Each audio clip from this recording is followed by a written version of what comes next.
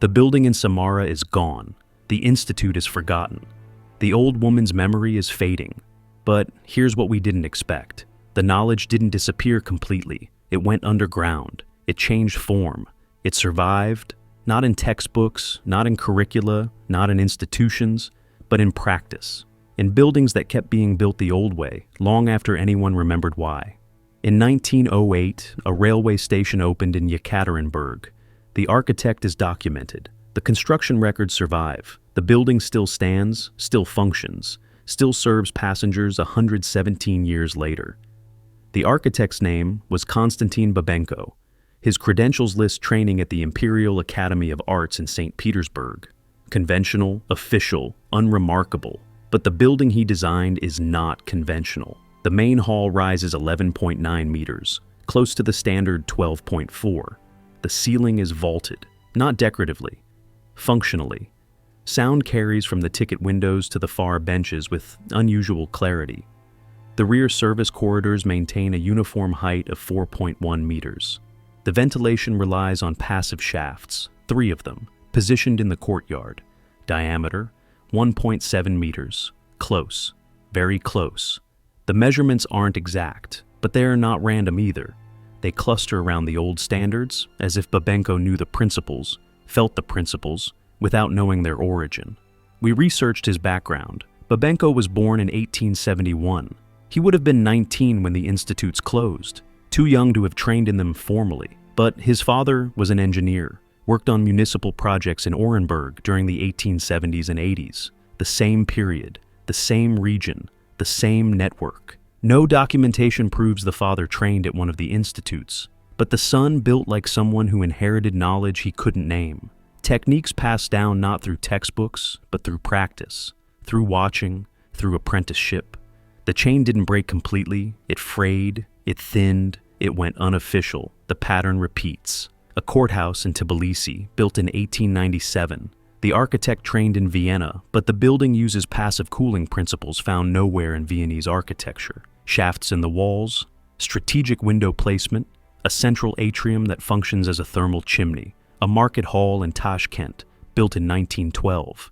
The designer was local, no formal training documented, but the acoustic properties of the main space allow a vendor to be heard clearly from 40 meters. The ceiling curvature matches the parabolic standard within 2 degrees. A hospital in Kazan, built in 1903.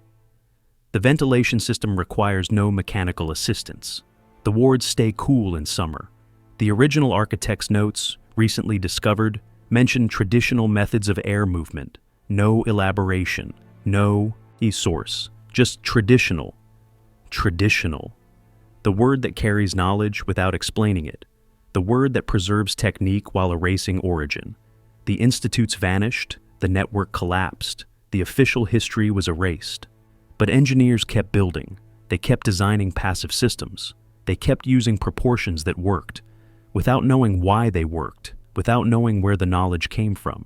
The methods survived as instinct, as habit, as the way we've always done it, for 1 generation, maybe 2, maybe 3 in some places. And then the instinct faded too, replaced by mechanical systems, active cooling, powered ventilation, technologies that didn't require understanding, just electricity. The knowledge survived the institutes by 40 years, maybe 50. A ghost in the walls, a whisper in the proportions, and then even the ghost went silent. The ghost faded. The instinct disappeared. The last engineers who built by feel instead of formula died without passing on what they knew. But they left witnesses behind, not people, objects, marks, small physical traces that no one thought to erase, because no one understood they were evidence. In 2018, a renovation project in Bukhara uncovered something unexpected. Workers removing damaged plaster from an interior wall exposed the original brickwork beneath. Standard procedure. Nothing unusual, but the bricks weren't standard. Each one was stamped, a small mark, pressed into the clay before firing. The symbol was simple, a circle bisected by a vertical line, with 3 horizontal marks beneath. The project supervisor photographed it. He'd never seen the mark before. Neither had the local preservation office. Neither had the regional architectural historians. The symbol appeared on every brick in that wall, hundreds of them, identical, intentional. A manufacturer's mark? Possibly. But no brick factory in Bukharan records used this symbol. No commercial producer stamped their products this way.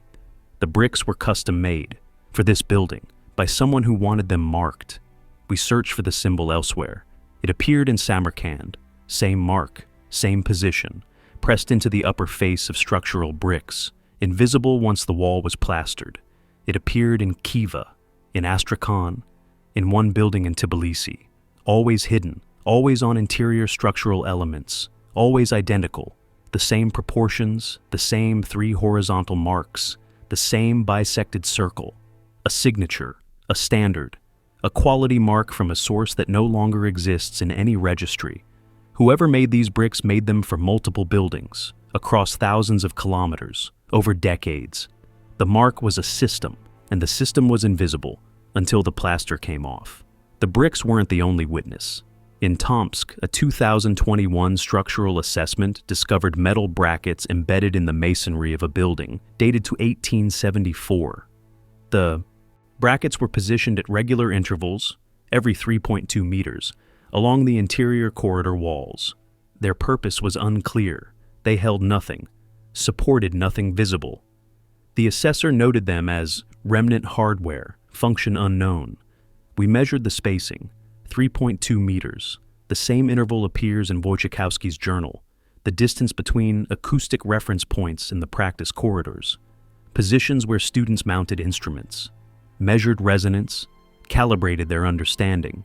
The brackets were laboratory equipment, permanently installed, waiting for instruments that were removed 130 years ago. The building remembered, even when the people forgot. In Yekaterinburg, a basement excavation revealed carved stone blocks beneath the foundation level, not rubble, precisely cut. Arranged in a pattern, alternating densities, different types of stone, positioned like keys on a keyboard. A geologist examined them. The stones were acoustic dampeners, dense granite alternating with porous limestone, a system for controlling vibration, for isolating the floors above from ground-level noise.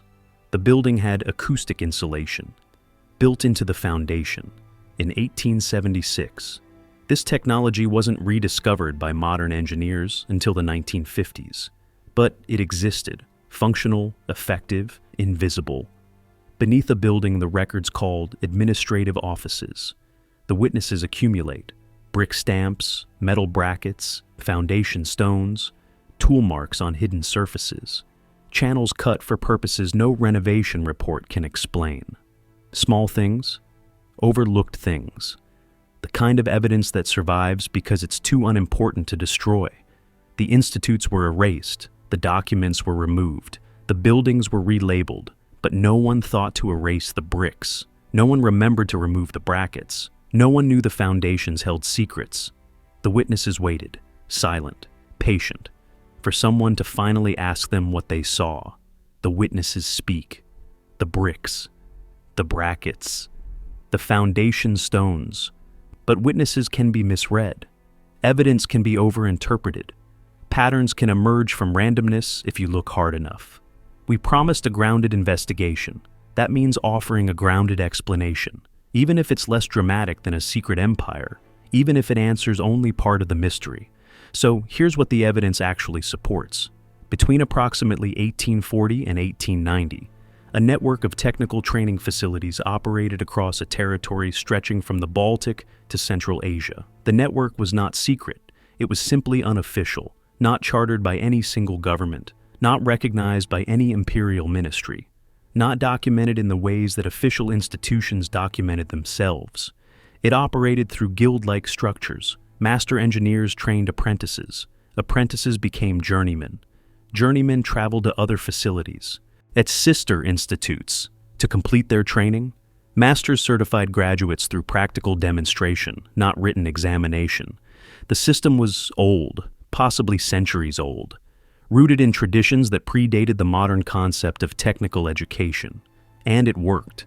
The standardized measurements, 12.4 meters, 4.2 meters, 1.8 meters, weren't arbitrary. They were proven, refined over generations of trial and error, encoded not in textbooks, but in the buildings themselves.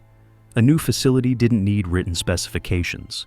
It needed one trained engineer who knew the proportions, who could supervise construction, who could teach the next generation by demonstration. The network propagated itself, building by building, city by city. Each new facility was both a school and a textbook, a functioning example of the principles it taught. This explains the geographic spread, the consistency across borders, the presence of identical designs in cities with no official connection. The network didn't need a central authority. It needed a shared tradition, a common training, a method that reproduced itself through practice. So, what happened in 1890? Modernization, centralization, the formalization of technical education under state control. Russia established official engineering academies. The Ottoman Empire reformed its technical schools. Colonial administrations imposed European standards on Central Asian territories. The new systems required credentials, paperwork, official recognition. The old network had none of these. Its graduates couldn't prove their qualifications. Its methods weren't documented. Its buildings weren't registered. So, it was absorbed, displaced, gradually dismantled, not through conspiracy, but through bureaucracy. The buildings were reclassified because they didn't fit new categories. The instructors were reassigned because they lacked official standing. The knowledge was lost because it existed in forms the new system couldn't recognize. Not erasure, replacement. The slow violence of administrative efficiency. This explanation accounts for most of the evidence, the buildings, the measurements, the timeline, the disappearance.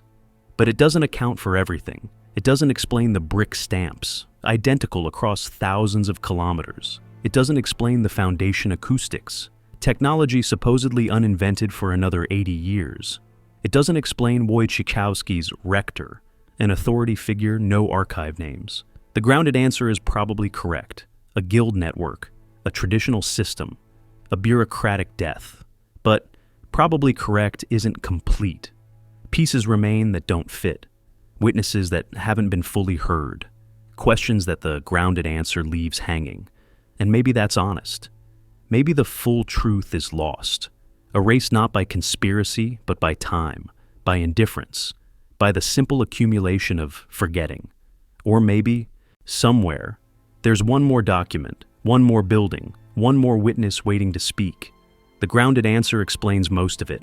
A guild network, traditional methods, bureaucratic erasure, but most isn't all, and we promised honesty, not comfort, not a clean ending that ties every thread, not a resolution that pretends the mystery is solved. So, here's where we stand. 43 buildings, 11 countries, 3 continental axes, measurements that repeat with precision that still surprises engineers who examine them. A training system that operated for at least 50 years, possibly centuries longer. That produced graduates capable of designing passive cooling, acoustic focusing, ventilation without machinery. That vanished within a single generation, leaving behind stone witnesses and paper silence. We know it existed. The evidence is overwhelming. We don't know who created it. We don't know how old it truly was. We don't know whether the 1870s represent its peak or merely the last decades before collapse. We don't know what else it taught. Acoustics and ventilation are what the surviving buildings demonstrate. But a network this sophisticated, this widespread, this carefully designed, did it stop at climate control? What other knowledge moved through those corridors? What other techniques were practiced in those halls? What other capabilities did the graduates carry when they scattered across a continent? The buildings can't tell us. They only show what they were built to show. The rest, if it existed, left no trace we've found. And then there's the deeper question, the one we've circled since the beginning. Why was it erased? The grounded answer says bureaucracy, modernization, administrative displacement, but bureaucracy doesn't explain the thoroughness. Modernization doesn't explain the silence in archives that should contain at least fragments. Displacement doesn't explain how completely the network vanished from historical memory. Other traditional systems survived the transition to modernity, weakened, marginalized, but documented, remembered. present in the historical record as something that once existed. This network didn't survive that way. It didn't fade. It disappeared, as if someone wanted it not just replaced, but forgotten. We can't prove intent. We can't document a decision. We can't name the authority that ordered the erasure, if such an authority existed. But the completeness of the disappearance remains. A fact without explanation. A silence that speaks. We return to the empty hall in Astrakhan, the one where we conducted our tests, the one where the acoustics still focus and the shafts still draw. The building stands abandoned, officially worthless, scheduled for eventual demolition when the city finds funding. We walk through the central space one more time. Our footsteps echo, clean, precise, the sound carrying exactly as it was designed to carry 150 years ago. The building is still teaching, still demonstrating, still waiting for students who will never come. And we think about the engineers who trained here, who stood where we stand, who learned to read buildings like textbooks and air like language. They're gone. Their names are gone. Their knowledge is mostly gone, but not entirely, because we're here, asking questions, measuring walls, reading witnesses. The chain of transmission broke, but chains can be reforged. Knowledge can be reconstructed. What was lost can, sometimes, partially, imperfectly, be found again. If universities can vanish from maps, what else did we lose without noticing? The question doesn't end here. It begins here, and the door stays open. 43 buildings, 3 axes, hub cities connected by measured intervals, a network that looks designed to train engineers. But train them in what? The buildings give us architecture. The documents give us supply lists. Wojciechowski's journal gives us a method. But to understand what these institutes actually taught, we have to look at what their graduates built, not the institutes, the cities. Stand in the old quarter of Bukhara, or Samarkand, or Khiva. The streets tourists walk through while staring at signs and souvenirs. Now look up. Look at the layout. Look at how the city breathes. Those narrow streets are not lazy planning. They are deliberate. Narrow streets create shade.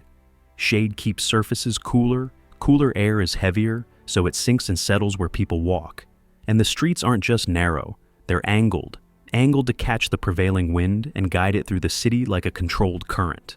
The city becomes a cooling system, passive, quiet, running without engines for generations. Now look at the courtyards. Traditional buildings open inward onto an inner yard. In that yard, there is often a pool or fountain, water exposed to air. As water evaporates, it pulls heat from the space around it. That cooled air drops into the rooms. Warm air rises and escapes through vents and openings higher up. Evaporation. Convection. Heat moving from hot to cool. Call it thermodynamics if you want. But you don't need the word to see the result. Stone, shade, water, airflow, working together like a machine. So, what would an engineer need to understand to design this on purpose? Airflow, pressure differences, how heat behaves in enclosed spaces, how surface area changes evaporation, how a shaft of a certain diameter creates a certain draw, how a ceiling of a certain height changes how sound carries, how a window placed at a certain height can reduce harsh reflections instead of amplifying them. This isn't the kind of knowledge you learn only by memorizing. This is the kind you learn by building, measuring, and watching what happens. And that is where the institutes suddenly make sense. Wojciechowski's stages weren't poetic. They were practical. Observation, measurement, replication, application. You can't teach passive cooling by chalk alone. You have to feel the air move. You have to stand near the shaft and notice the pull. You have to build a small model that fails, that doesn't ventilate, that doesn't cool, that doesn't behave, and then figure out why. The building is the lesson because the lesson doesn't live on paper. It lives in behavior. Now consider what that implies. An engineer trained in this system wouldn't start by asking, where do we put the engine? They would start by asking, what does the sun do here? What does the wind do here? Where does the heat collect? Where can air escape? What happens at night? They didn't need coal. They didn't need steam. They didn't need electricity. They pulled usable power from the environment itself, sunlight, wind, temperature differences, and the movement of air through space. A city built with that mindset can regulate itself. Cooler streets in summer, sheltered pockets in winter, clearer acoustics for calling across courtyards and halls, ventilation without fans, light shaped by openings and angles, not gas lines, not primitive, sophisticated, in a way that becomes easy to miss because it hides inside the layout. So the institutes didn't teach engineering the modern way. They taught something older and more connected, a way of seeing buildings not as objects, but as systems, almost like organisms, structures that exchange heat, move air, shape sound, and react to weather, machines made of stone, air, and light. And when those institutes closed, when the curriculum was erased, when the training method was broken, we didn't only lose schools, we lost a way of thinking, a way of building cities that worked with nature instead of fighting it. A kind of technology so clean and quiet that it disappears into the walls, invisible to anyone who doesn't know what to look for. So later generations looked at shafts and called them decorative. They looked at proportions and called them style. They looked at a system and saw ornament. Some of the buildings still stand, some of the cities still breathe, mostly, but the people who understood why, who could design new systems, adapt old ones and train the next generation, are gone. Trained in institutes that no longer officially exist, carrying knowledge that was rarely written down. And only now, piece by piece, we are starting to recognize what was lost. The knowledge was never written down. That sentence sounds like a weakness, like a flaw, like a culture that never learned how to document what it knew. But what if it wasn't a failure? What if it was intentional? What if the absence of textbooks wasn't a gap in the system, but the system? Think about how we teach engineering today. A student reads a textbook, memorizes formulas, passes an exam, receives a credential. The knowledge lives on paper, portable, repeatable, and separate from any one building. A graduate can design a structure in a city they've never visited, calculate loads for materials they've never touched, specify systems they've never watched operate. The knowledge becomes abstract, clean, transferable, and also, in a quiet way, disconnected from direct experience. Now, compare that to what Wojciechowski described. No lectures in the traditional sense, no textbooks. The building is the lesson. Students observe, measure, calculate why the walls behave as they do. Only after demonstrating understanding are they allowed to continue. That isn't primitive. That is a different philosophy of knowledge. Because some things don't live well on paper. The feel of air moving through a properly designed shaft. The moment acoustics shift from messy echo to clean clarity. The temperature difference between a courtyard that works and a street that bakes. Those aren't just numbers. They are experiences. You can write down that a shaft with a diameter of 1.8 meters produces a strong draw. You can state it. You can even prove it on paper. But you can't teach the body what right feels like with ink alone. A textbook can't train your instinct to notice when airflow is wrong before you measure it. It can't teach your ear to recognize when resonance is clean instead of muddy. It can't teach your skin to notice when a space holds cool air the way it should. The Institute's trained intuition, embodied knowledge, the kind that lives in the eyes, the hands, the ear, the lungs, not just the mind. And that created a problem, a beautiful, terrifying problem, because knowledge like that can't be stolen easily. You can't raid a campus and carry the curriculum out in a box. You can't bribe an instructor to hand over the textbooks. You can't send a spy to copy formulas late at night. Because there were no textbooks, no formula sheets, no written curriculum that mattered on its own. The knowledge lived inside the buildings, and inside the people who learned to read those buildings. To get the knowledge, you had to go through the training. 3 stages. Years of observation, replication, and application. No shortcuts, no quick copying, no cheap version. The system was secure by its nature, self-protecting because it demanded full immersion. But the same feature that protected it also made it fragile.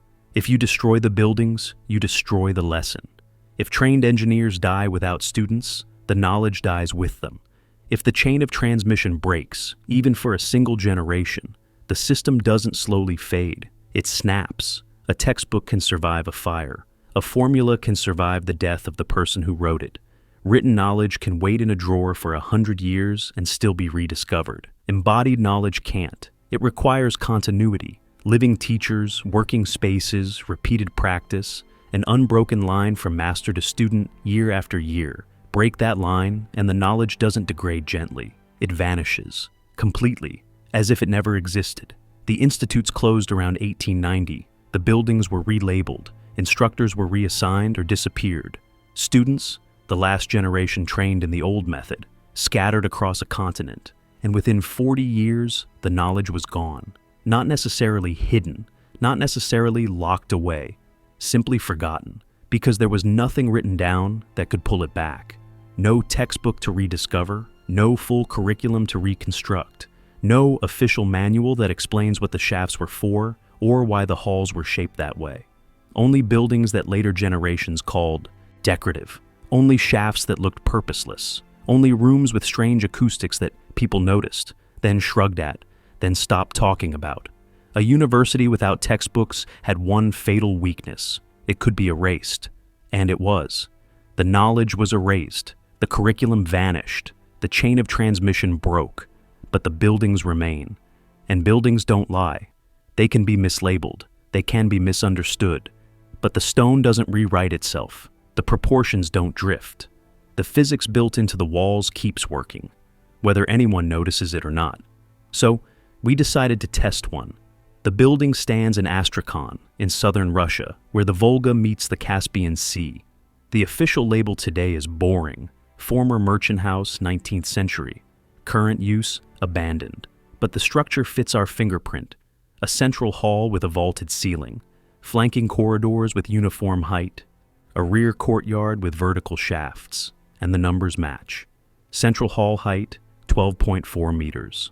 Corridor ceiling, 4.2 meters. Shaft diameter, 1.8 meters. That is not close. That is the same template. We came with simple tools, a sound level meter, a thermal camera, an anemometer to measure airflow.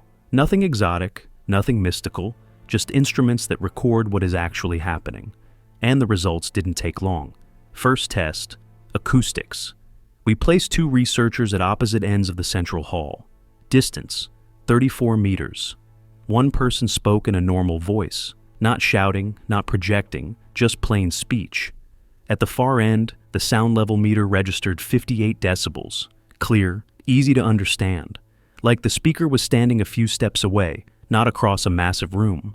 Then we repeated the same test in the corridor outside, same distance, same voice. The reading dropped to 31 decibels. The words turned muddy. The sound fell apart and got swallowed by the space. So, the central hall wasn't just big, it was tuned. The vaulted ceiling, that specific curve, was shaping sound the way the physics says it should, like a lecture hall, like a demonstration chamber, still functioning after more than a century of neglect. Second test, thermal behavior. Outside, it was summer in Astrakhan. The temperature sat at 36 degrees Celsius, that dry, punishing heat that makes walls feel like an oven. Inside the central hall, the thermal camera read 24 degrees. That is 12 degrees cooler, no air conditioner, no fans, no active system humming in the background. The thermal image showed why.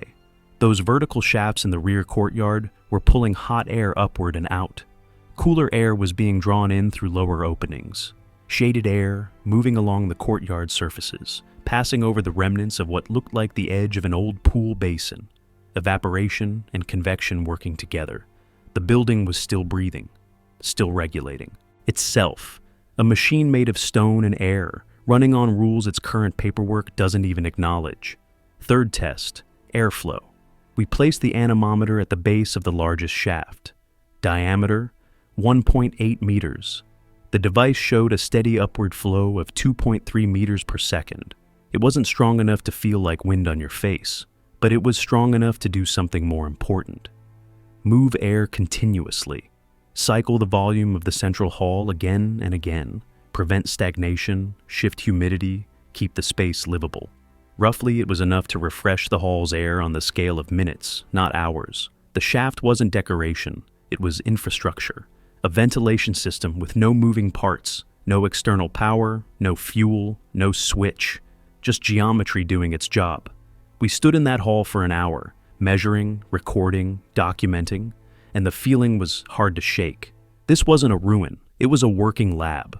a live demonstration of engineering principles that modern designers are only now starting to respect again. Passive cooling, controlled airflow, acoustics shaped by form. And yet it had been filed away as a merchant house, dismissed as pretty, left to rot because nobody recognized what it was showing. So the question stops being academic. How many others are there? How many buildings across those 43 sites are still operating, still quietly performing the curriculum? While we walk past them and see only old architecture, the labs didn't disappear. They're still here, hidden in plain sight, waiting for someone to read them correctly. The building in Astrakhan still functions, the acoustics still focus, the shafts still draw, the temperature still regulates.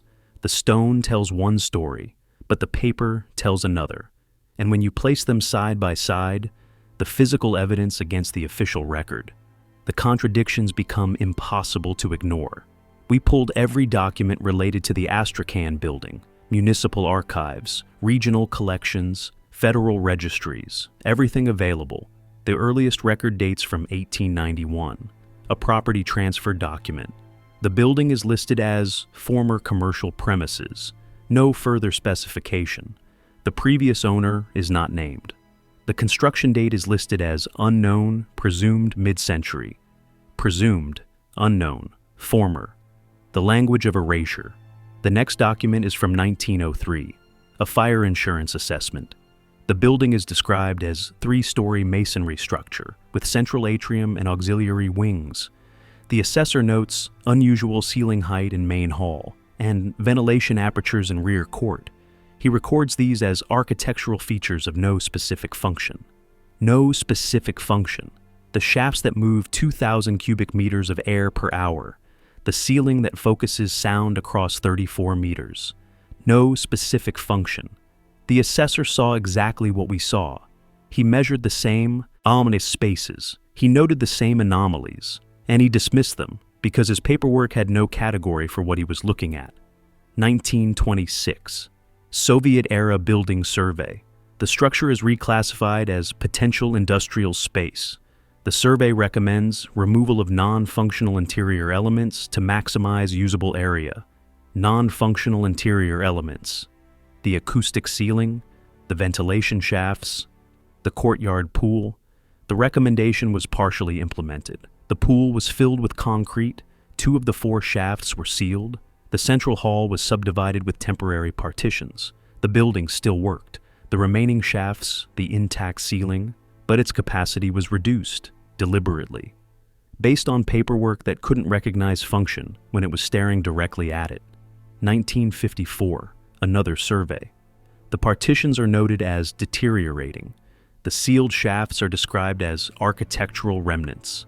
A marginal note in pencil, unsigned, undated, reads, "Original purpose of structure unclear, possibly religious." Religious. A building with acoustic laboratories and ventilation systems. Religious. The paper doesn't just fail to explain the building, the paper actively misreads it, layer after layer of documentation, each one further from the truth, each one adding new errors on top of old confusion. The stone hasn't changed since 1870. The paper has been rewritten 6 times, and with each rewriting, the original purpose fades further. This is the battle, paper versus stone. The paper says merchant house. The stone says engineering laboratory. The paper says no specific function. The stone moves air at 2.3 meters per second. The paper says possibly religious. The stone focuses sound with mathematical precision. Which do we believe?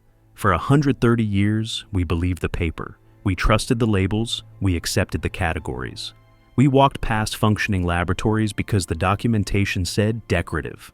The stone was speaking the whole time. We simply weren't listening. But paper has one advantage over stone. Paper can be created. Paper can be planted. Paper can rewrite history in ways that stone cannot. And somewhere in the archives, buried, misfiled, possibly destroyed, there should be paper that matches the stone. Original records, construction documents, the paperwork that existed before the relabeling began. If that paper survives, it would prove everything.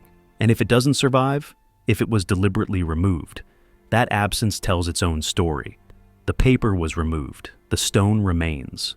The pattern holds across 43 buildings and 11 countries.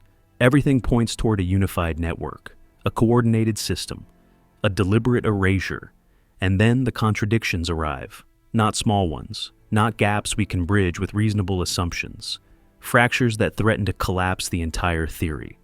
The first problem is chronological. Wojciechowski's journal places him in Kazan in 1876. The personnel file from Yekaterinburg is dated 1879. The requisition orders from Kazan begin in 1874. But architectural analysis of 3 buildings in the network, Khiva, Samarkand, and one structure in Tbilisi, suggests construction dates in the 1820s, 50 years earlier. If the institutes existed in the 1820s, where are the documents from that period? Where are the Wojciechowskis of 1830? Where are the personnel files, the supply orders, the maintenance logs? Nothing. Complete silence. As if the network appeared fully formed in the 1870s. Buildings already ancient, system already operating, no origin story. Either the earlier documents were destroyed even more thoroughly than the later ones, or the buildings predate the training network, or our dating methods are wrong. None of these options is comfortable. The second problem is architectural. Most buildings in the network share the same measurements: 12.4 meters, 4.2 meters, 1.8 meters. The fingerprint is consistent, but 7 buildings don't match. A structure in Tabriz shows a central hall height of 14.1 meters. A building in Omsk has corridor ceilings at 3.8 meters. 2 sites in the Caucasus use shaft diameters of 2.3 meters instead of 1.8. These aren't small variations. These are different standards, different templates. One network with one blueprint makes sense, but multiple blueprints, competing standards, regional variations within a supposedly unified system, the clean theory fragments. The pattern we thought we saw, identical buildings, identical training, identical methods, suddenly looks messier, more complicated, less certain. The third problem is the hardest. We cannot find the central authority. Every network has a center, a headquarters, a coordinating body that sets standards, approves curricula, assigns personnel. The documents reference transfers between facilities. They mention rectors and directors. They describe a system with hierarchy and organization. But no document names the institution at the top. No archive contains the founding charter. No map shows the headquarters. We searched Moscow, St. Petersburg, Bukhara, Istanbul, Vienna, every city that might logically serve as a center for a network spanning this geography. Nothing. Either the central authority was so secret that it left no trace, or it operated through a structure we don't recognize, or the possibility that haunts us, it didn't exist. What if there was no center? What if the network was decentralized? What if 43 buildings coordinated across 11 countries without any single point of control? That would require communication methods we don't understand, organizational principles we haven't considered, a level of coordination that seems impossible for the 19th century. The theory that felt solid 3 chapters ago now stands on uncertain ground. The buildings are real, the measurements are documented, the pattern exists. But the explanation, a unified training network, deliberately erased, may be too simple, too clean, too satisfying.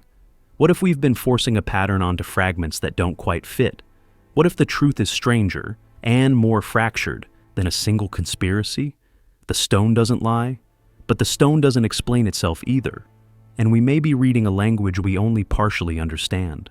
The theory fractures, the pattern blurs, the clean story collapses into fragments, and maybe that's where we needed to arrive, because there's a difference between studying a mystery and standing inside one, between analyzing floor plans and walking across floors that no longer exist.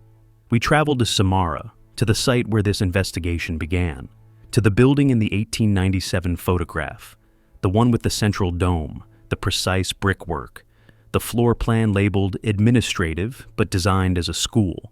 It's gone. The address exists, the street exists, the block exists, but the building doesn't. A concrete apartment complex stands in its place. Soviet era, 1960s construction. 5 stories of identical windows and weathered balconies. the kind of structure that replaced thousands of older buildings during the modernization campaigns. We checked the demolition records. The previous structure was removed in 1964. The justification: dilapidated condition, unsuitable for renovation. The architectural assessment noted outdated layout and inefficient use of space. Inefficient: a building with passive cooling, natural acoustics, and ventilation that required no electricity. Inefficient. We stood on the pavement where the entrance once was. We held the 1897 photograph and tried to align it with what we saw. The dome would have risen above where the fourth floor now stands. The courtyard would have occupied the space now filled by a parking area. The shafts, the training-sized models, would have stood where children now play on rusted swings. Gone, all of it. Replaced by something that requires constant heating, constant cooling, constant electricity. Something that will last 60 years instead of 300. The old photograph shows 17 windows on the front facade, arched, rhythmic, each one positioned at a calculated height. The new building has 112 windows, rectangular, uniform, positioned for manufacturing convenience. The old building breathed, the new building hums, with transformers, with pumps, with systems that fight the environment instead of working with it. We're not sentimental. We don't believe old automatically means better, but we stood there, in the June heat, sweat already forming, and we thought about what had been lost. Not just a building, a teaching tool, a lesson in stone that could have trained engineers for another century, a laboratory that demonstrated principles we're only now rediscovering, demolished because someone couldn't read it, replaced because someone saw inefficiency where there was actually elegance. An old woman approached us, curious about the foreigners with cameras standing on the pavement, staring at nothing. We asked if she remembered the old building. She was 83. She had been a child in this neighborhood before the war. She remembered. The big one with the dome, she said. Cool inside, even in summer. We used to sneak into the courtyard. There was a pool, dry by then, but we played in it. The older people called it the Institute. Nobody knew what that meant, but that's what they called it, the Institute. The word survived in local memory for 20 years after the building's function was erased, 30 years after the official designation changed, 40 years after the last trained engineer walked those halls. The paper forgot. The stone was destroyed. But the word lingered, passed from mouth to mouth, generation to generation, until even that faded. We thanked her. She shrugged. It was just a building. But it wasn't. It was a classroom, a laboratory, a link in a chain that stretched across continents. And now, it's a parking lot. Have you ever looked at a Tartarian building and felt this scary thought? What if the real story isn't in the walls, but in the school that trained the people who built it? Because today we're chasing something even stranger than a tower. The Tartarian universities that vanished from maps.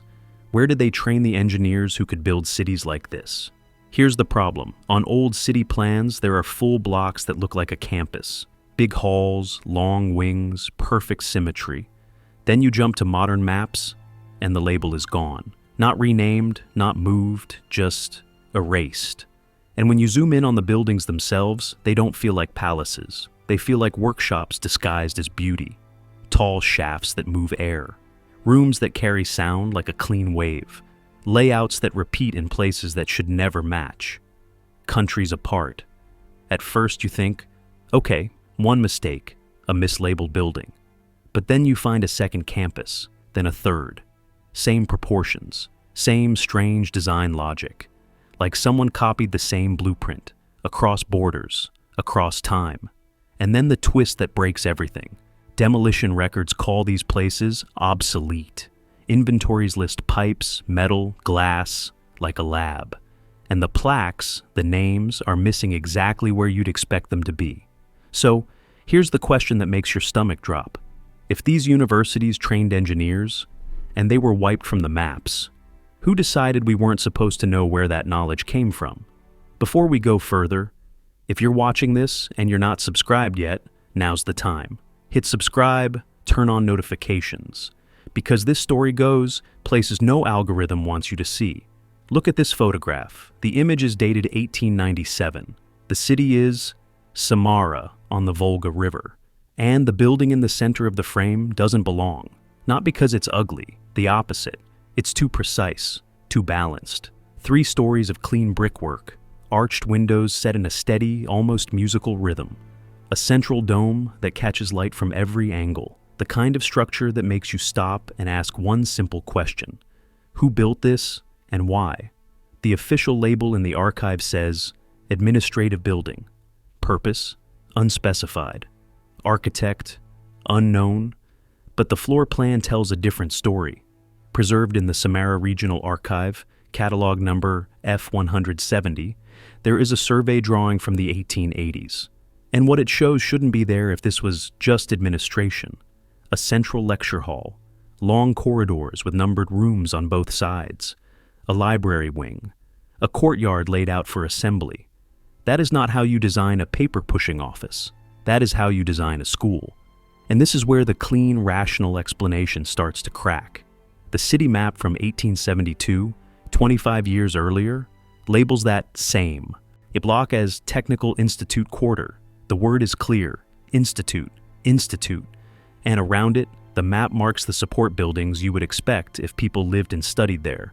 Dormitory structures, a refectory, a workshop yard.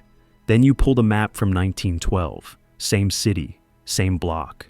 The label is gone, not moved, not revised into a new official name, not even replaced with a different title.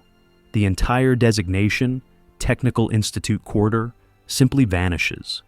In its place is a blank rectangle, unmarked, unnamed, as if the block is just leftover space, like a thing the mapmaker didn't want to explain. One mistake is possible, one wrong label, one sloppy clerk in one archive.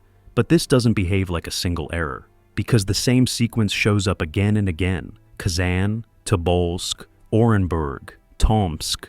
City after city, the pattern repeats. An older map shows a school or institute quarter. The buildings match what the labels claim. Lecture halls, courtyards, assembly spaces. And then, within a generation, the label disappears. And what replaces it is always smaller, duller, safer. Warehouse. Civil administration. Obsolete. Purpose unknown. At that point, the question is no longer whether these buildings existed. The question becomes sharper and harder to ignore. Why did their names vanish right when the maps were redrawn? And here is what makes the situation feel impossible. The cities where these institutes appear are not random dots. They don't scatter like accidents. They sit along a corridor that runs from the Baltic toward the Pacific. Riga, Minsk, Kazan, Yekaterinburg, Omsk, Irkutsk, Vladivostok, different regions, different climates, different local traditions, yet the same architectural logic, the same floor plan DNA, the same kind of label that appears and then gets wiped away around the same historical moment. One campus is an anomaly, 2 campuses can be coincidence, but a network of campuses stretched across 9,000 kilometers, built with matching proportions, and stripped from the record inside the same 40-year window. That is not chance. That feels like intention. And the deeper question, the one that makes your hands go cold, is this. Who trained the people who built the impossible cities? The places with acoustics that carry a voice cleanly. The places that stay cooler inside, without machines. The places with ventilation that works without engines, without electricity, without anything we'd call modern. Those engineers didn't appear out of thin air. They learned somewhere. They practiced somewhere. They got things wrong somewhere before they got them right.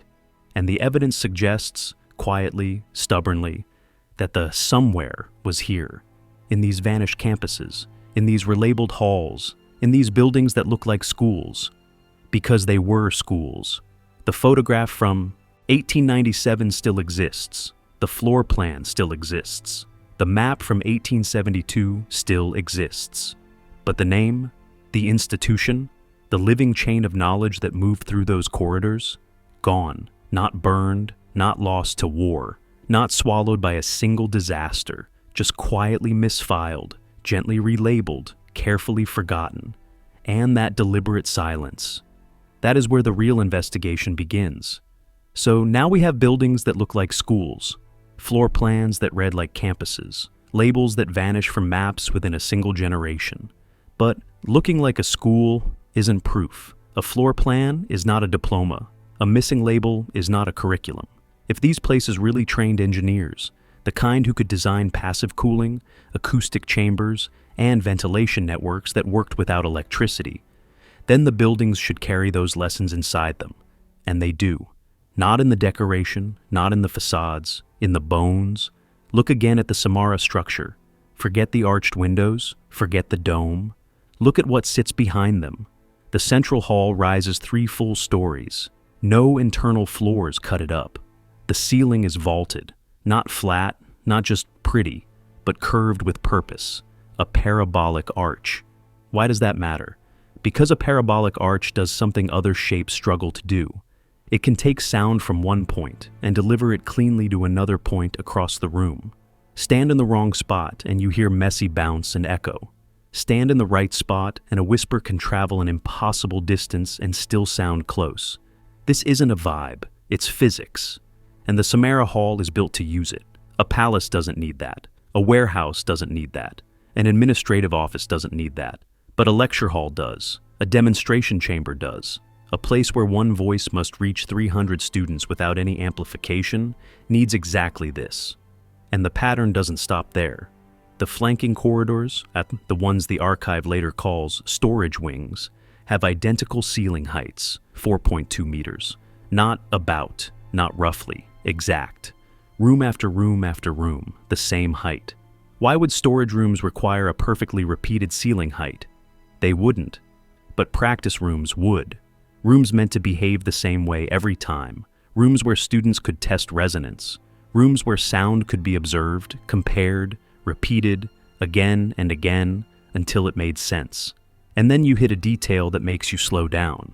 The windows in these corridors sit at precisely 1/3 and 2/3 of the wall height, not centered, not random, placed where standing sound waves naturally form nodes, the spots where certain vibrations cancel.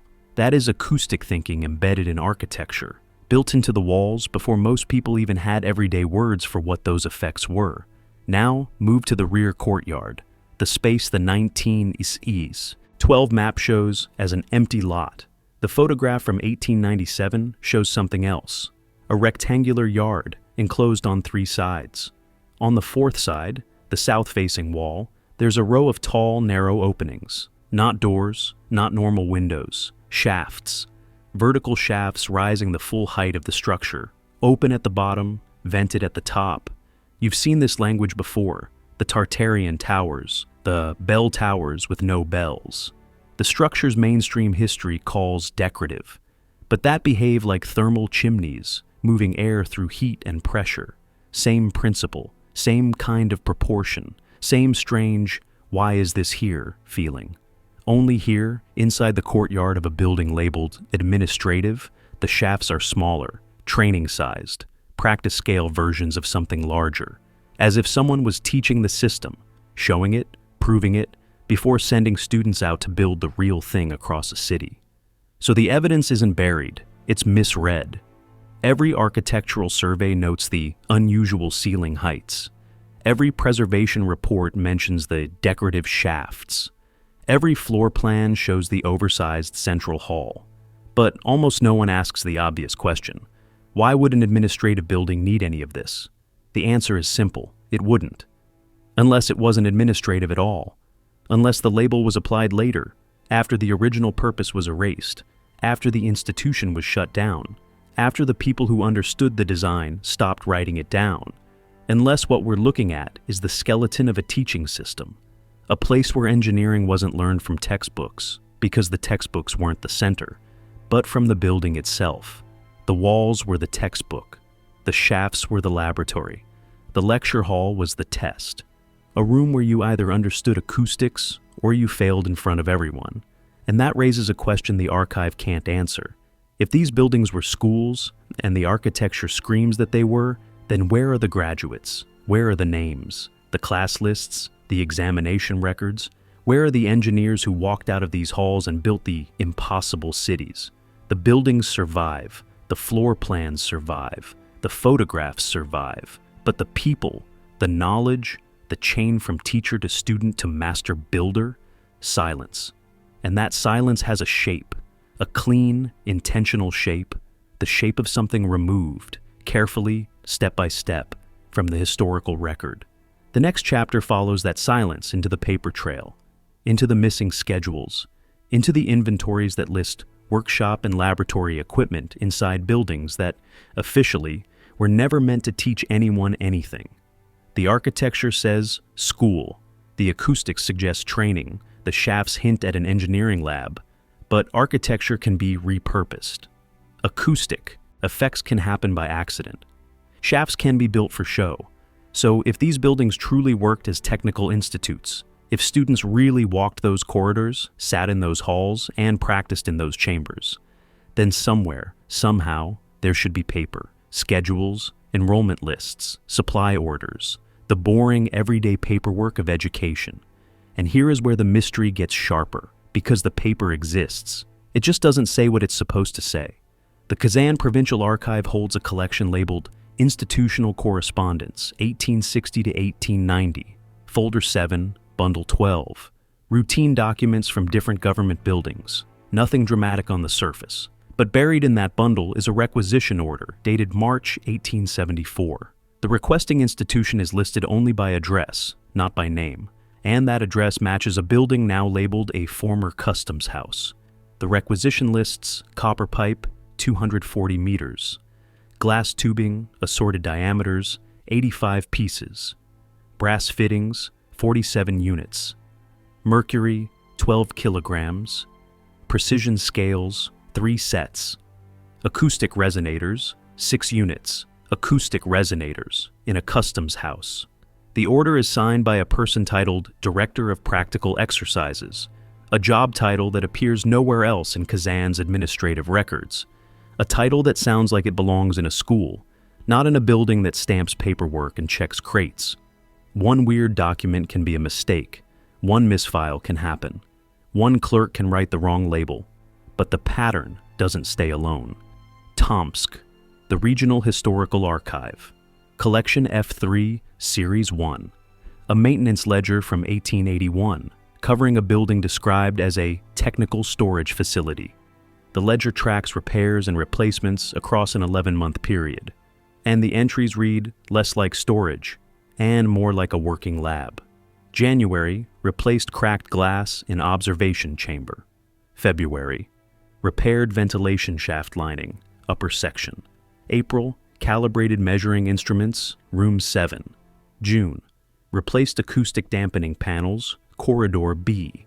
September, annual inspection of demonstration apparatus, central hall, observation chamber, demonstration apparatus, acoustic dampening panels. Those are not the needs of a storage building that sits quiet and closed. Those are the needs of a place where people are doing controlled work, testing, measuring, repeating, the daily rhythm of a technical school. And yet, in every city record, maps, censuses, administrative lists, the building stays labeled as storage. The most unsettling document surfaces in Yekaterinburg, the Sverdlovsk Oblast.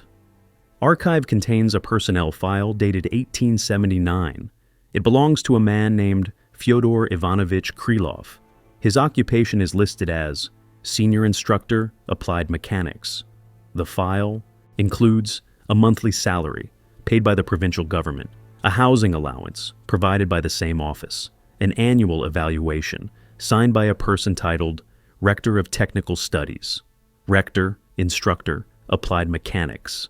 That language is not vague, it's not decorative, it's institutional. This is a teaching position, inside a system with an instructor ladder, inside an institution with a rector.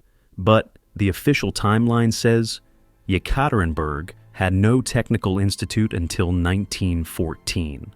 Krylov's file is dated 1879. That is 35 years too early. And the file contains one more detail that tightens the knot. A transfer notice from 1883. Krylov was reassigned to a similar facility in Irkutsk. The notice thanks him for 12 years of distinguished service in the formation of technical cadres. Technical cadres, students, graduates, trained in a building that doesn't exist. Under an institution with no official name, signed by a rector whose identity never appears anywhere else in the record. The paper trail is fragmented, scattered across different cities, filed under labels that hide more than they reveal. But the fragments still form a picture: supply orders for laboratory equipment, maintenance logs for teaching spaces, personnel files for instructors, transfer notices between similar facilities in distant cities.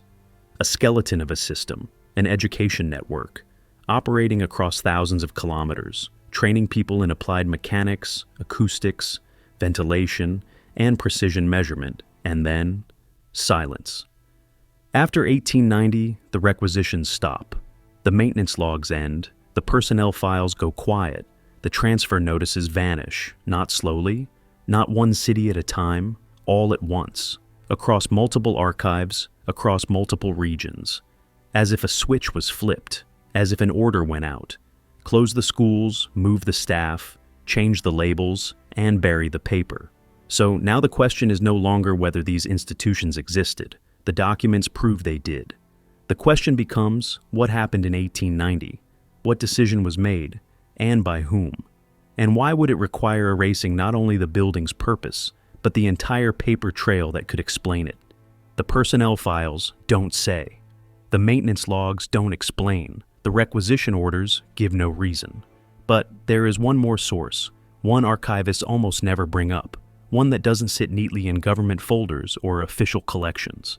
The private notes of the engineers themselves, letters, journals, sketches, drawings made for their own hands, not for the institution. Some of those notes survived, hidden in family bundles, kept by descendants who didn't know what they were holding. And what those notes describe, the training methods, the curriculum, the real purpose behind these institutes, changes everything. The notes survived by accident. In 1967, a family in Krakow donated a box of old papers to the Jagiellonian Library. Inside were letters, sketches, and a leather-bound journal that had belonged to their great-grandfather, Stanisław Wojciechowski, who died in 1921. The library cataloged the materials in the safest, most ordinary way: personal correspondence, late 19th century. The journal was filed as a travel diary, and for decades, nobody looked at it closely enough to realize what it really was. Then, in 2003, a graduate student researching Polish engineering history requested the collection. What she found didn't just add a footnote to her thesis. It stopped her work cold, because Wojciechowski wasn't writing like a tourist. He was writing like an engineer, and that diary wasn't a diary at all. It read like a training manual. The first entry is dated September 1876. Wojciechowski was 22 years old. He had just arrived in a city he calls only K, almost certainly Kazan, to begin what he describes as the practical course. His words are sharp, controlled, and unusually clear. The Institute operates on a principle I have not encountered before. There are no lectures in the traditional sense. The building itself is the lesson. We are told to observe, to measure, to calculate why the walls behave as they do. Only after we demonstrate understanding are we permitted to proceed. The building is the lesson. That matches everything the architecture has been whispering at us since Chapter 1. The acoustic halls, the calibrated corridors, the shafts that move air, not decoration, teaching tools. But Wojciechowski's journal doesn't stop at vibes or impressions. It lays out a system. He describes a curriculum divided into 3 stages. The first stage, observation. Students spent months measuring existing structures, ceiling heights, window placement, shaft diameters. They recorded how sound moved through space, how air circulated without machines, how temperatures stayed stable through summer and winter. The second stage, replication. Students built small-scale models. He calls them practice apparatus, to prove the principles they had observed. Miniature acoustic chambers, tabletop ventilation rigs, devices that turned invisible physics into something you could touch, adjust, and test. The third stage, application. Students were assigned to construction projects in distant cities. They worked under senior engineers and applied what they had learned on real sites. Only after a successful project were they granted the title Master of Practical Engineering.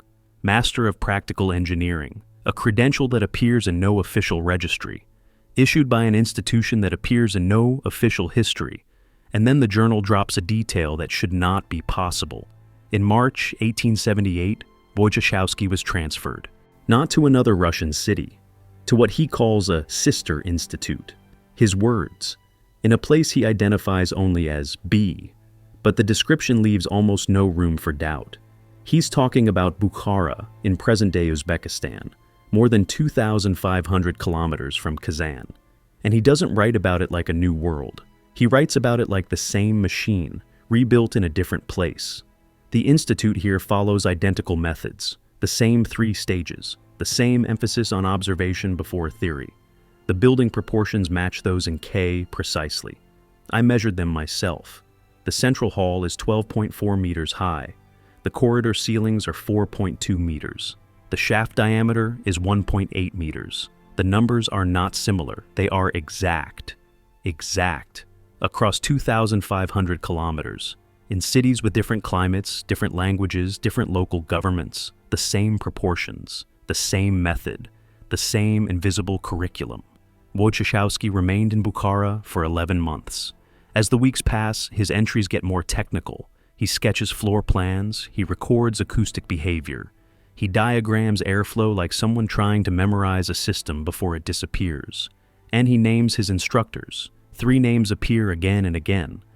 Master Orlov, who taught acoustic principles, a director Yusupov, who supervised construction assignments, and a figure he calls only the rector, never named, never described in detail, but clearly the authority over the entire operation. Here's the unsettling part. Those names don't show up in the official record for Bukhara. No clear birth documents, no death notices, no employment files, no tax entries. Men who taught for years, men who trained dozens, maybe hundreds, of engineers. Men who left behind buildings that still stand. And yet, on paper, they are ghosts. Wojciechowski's journal ends abruptly in February 1879. The final entry mentions a reassignment order and a journey to a new facility in the Northern Territory. After that, the remaining pages are blank. No goodbye, no explanation, just empty paper. He returned to Poland in 1884. He worked as a civil engineer in Krakow until his death. His family knew he had studied abroad. They didn't know where. They didn't know what he had been trained to do. And they didn't know the journal existed until the 1967 donation. But the journal survives. The measurements survive. The names survive. And the buildings Wojciechowski described, in Kazan, in Bukhara, and in cities he visited but didn't fully identify, those buildings survive too. Same proportions, same ceiling heights, same shaft diameters. Not coincidence, not parallel development, not independent invention.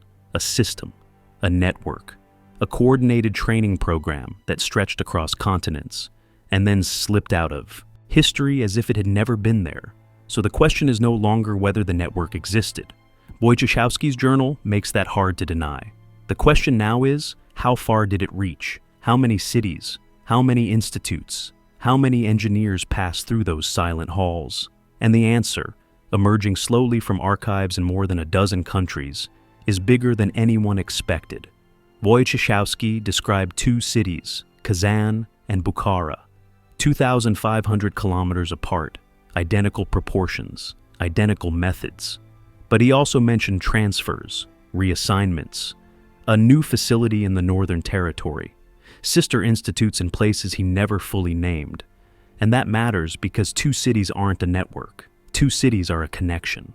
A network needs nodes, multiple points, and a pattern that repeats at scale. So we started mapping, not the facades, not the decorative style, something simpler and harder to fake, the measurements themselves.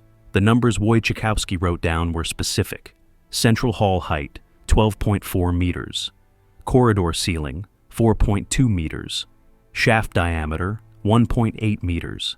These are not round numbers, not close enough, not guesses. They are the kind of clean precision that suggests a standard, a template, a shared blueprint. So, we made a simple rule. If other buildings came from the same system, they should carry the same numbers, or sit within a tight range that still points back to the same design. We began with the obvious candidates, buildings that older maps or older files once hinted were institutes before the labels disappeared. Samara, Tomsk, Yekaterinburg, Orenburg, Tobolsk. The surveys already existed. The measurements were hidden in plain sight. Preservation reports, structural assessments, renovation proposals, paperwork written for boring reasons, insurance, repairs, zoning, with no grand theory attached to it, no motive to prove anything, just numbers. And the results hit like a cold wave. Central hall height, 12.4 meters. Corridor ceiling, 4.2 meters. Shaft diameter, 1.8 meters. City after city. Building after building. The same measurements, within centimeters of what Wojciechowski recorded in 1878. Then we widened the search. Not just the old Russian Empire corridor, the broader region, the routes where trade historically moved, where builders moved, where ideas traveled even when borders changed. Tabriz, Samarkand, Khiva, Astrakhan, Tbilisi. The same measurement set appeared again, not in every building, not scattered randomly, in specific structures, the ones that match the fingerprint. A central vaulted hall, flanking corridors with uniform height, and a rear courtyard or service zone with vertical shafts. The template repeated across borders, across languages, across places historians usually separate into different worlds. So, we pinned them on a map, 43 buildings across 11 modern countries, from the Baltic Sea to the Caspian, from the Urals down toward the Hindu Kush. And the pattern that emerged is the kind that makes engineers go quiet, because the buildings weren't random. They weren't simply clustered around capitals. They fell into lines, corridors, like roots. 3 main axes. The first ran east to west along an old northern trade spine, Riga to Kazan to Yekaterinburg to Omsk to Irkutsk, roughly 6,000 kilometers.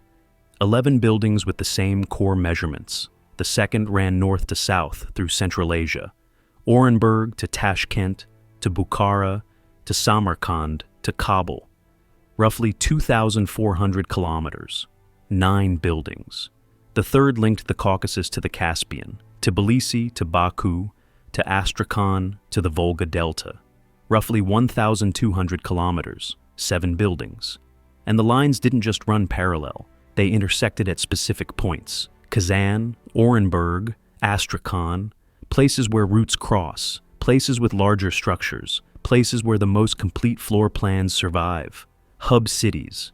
It's a term from network theory, points with more connections than average, places where flow concentrates and then spreads outward again. Not just traffic, not just trade, knowledge. The map showed hubs. The measurements showed standardization. The archives showed transfers between similar facilities. This wasn't a set of independent schools popping up naturally. This looks like infrastructure, educational infrastructure, built to move training across a continent, and to produce engineers with the same core skills, the same methods, the same mental tools. A graduate from Riga could step into work in Bukhara without needing a new system. A student from Tbilisi could continue training in Tomsk without starting from zero. The structure of the education was portable, modular, interchangeable, like the engineering it taught. And here is the part no one can explain away as organic growth. The spacing between facilities isn't random. Across the set, it averages around 340 kilometers. Not exact. Terrain bends routes, rivers force detours, but the average holds. Roughly a 10-day journey by horse.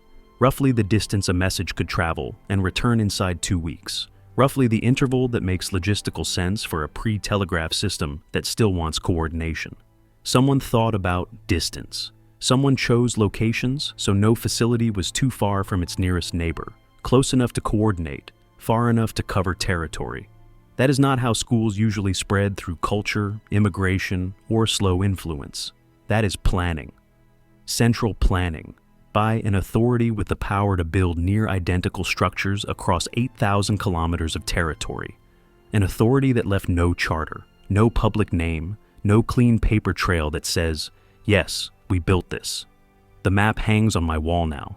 43 pins, 3 axes, hub cities marked in red. And every engineer who sees it asks the same question, almost the same way. Who had the resources to build this?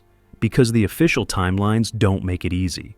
The Russian Empire did not run a unified technical education system at this scale until the 1890s. Central Asian Khanids were separate powers. The Caucasus was contested ground. Borders shifted. Control was messy. No single government cleanly ruled all these regions in the 1870s. And yet, the buildings exist. The measurements match. The corridors align. The network behaves like one system. Someone built it. Someone ran it. Someone trained engineers across half a continent.